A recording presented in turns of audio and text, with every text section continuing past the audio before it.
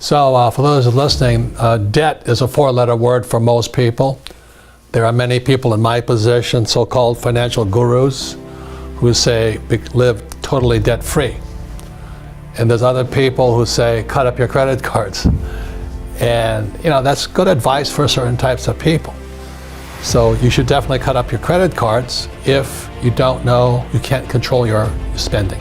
You should definitely. But I don't know how people live without credit cards. I don't know how you can check into a hotel, rent a car, or go shopping and go out for dinner, but you should cut up your credit cards if you're a shopaholic. That's good advice. And the other thing about debt, there's good debt and bad debt. And if you only have bad debt, which I classify student loan debt as bad debt, the main reason it's bad debt is because it's the worst possible type of debt. You see, if I get into trouble as a businessman with debt, I can declare bankruptcy and I'm clean. But the trouble with student loan debt, you can't do that. It hangs around your neck for the rest of your life. So if you're a student, you shouldn't take on student loan debt unless you absolutely 100% guaranteed that you will commit to graduating. So the problem with student loan debt is a person has to know what are they going to study. I have two friends, they're both medical doctors, and they came out of school with $500,000 in medical debt, in student loan debt, but they paid it off in 5 years because they're medical doctors. They had high paying jobs. And so they delayed having families and all this, and the whole objective was to pay for becoming a doctor.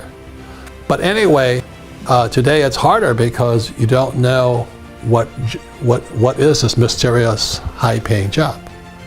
And even lawyers today are having a hard time because they don't need that many lawyers, which is a good thing.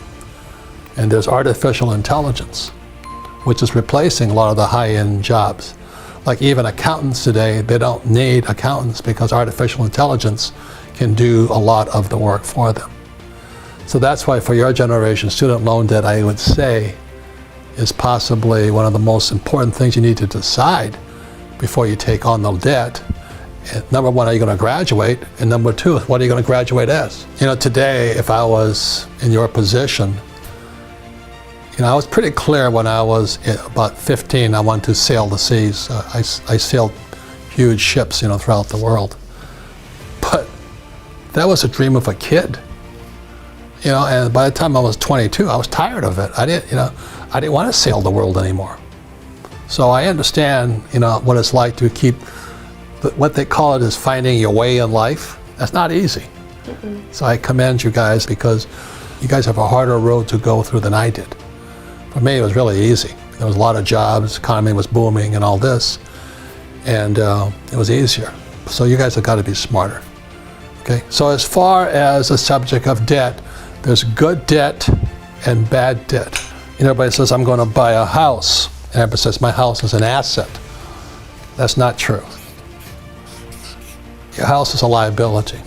I don't care if you have no debt on it or not. A house is a liability.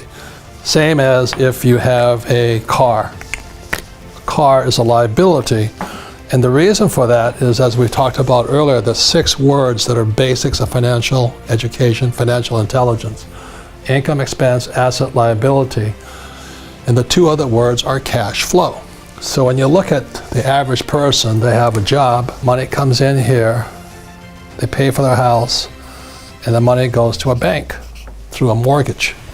So it's not an asset because the cash is flowing out, so it's a liability. So the definition of liability, does it take money from your pocket? And for an asset, does it put money in your pocket? So when I have a rental property here, it puts money in my pocket. So if I live in the house, it's a liability, because even if I have no debt on it, I still have taxes, depreciation, repairs, and upkeep, insurance, and all this. When I rent a property, I've done a good job buying it and structuring it. Every month it sends me money. So I started off when I was 25, I had a little 1-bedroom condo. And it put $25 in my pocket. It was a start. So this was good debt.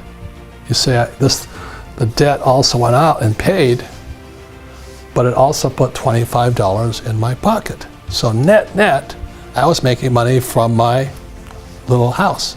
So today, my wife and I own 6,500 of them. And every month, 6,500 houses put money in my pocket. My people who live in them love me and all this because they have a place to live. But all of this comes from debt. So this is good debt. And what makes it good debt are the two most important words, cash flow. So what most people do is they have student loan debt. You know, it doesn't put any money in your pocket. You can say, well, I have a job.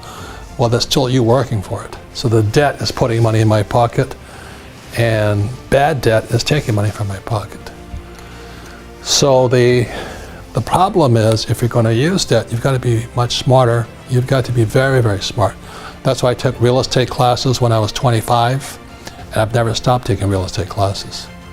Because you buy a piece of real estate and you make a mistake, this turns into a liability. So good debt, again, if I had a car and I borrowed money from it and somebody rented from me as an Uber driver or something, and I put money in my pocket, it would be an asset. My wife and I have a boat, and you know, most boats lose money, but our boat makes money because it's in a charter. You know, people rent my boat all the time. A big lesson for you is that it's nothing to do with the house, the car, the student loan. It has to do with where's the cash flowing. If the cash is flowing into your income statement, into your pocket, it's an asset. It's good debt. But if it's taking money from your pocket, it's bad debt. About debt, there's good debt and bad debt. If you're going to be successful, like whether you're an employee or entrepreneur, you've got to control the direction of your cash flow. Look at most people here, we've talked about it earlier, they get a job and the cash flows out here, goes to the government, called taxes.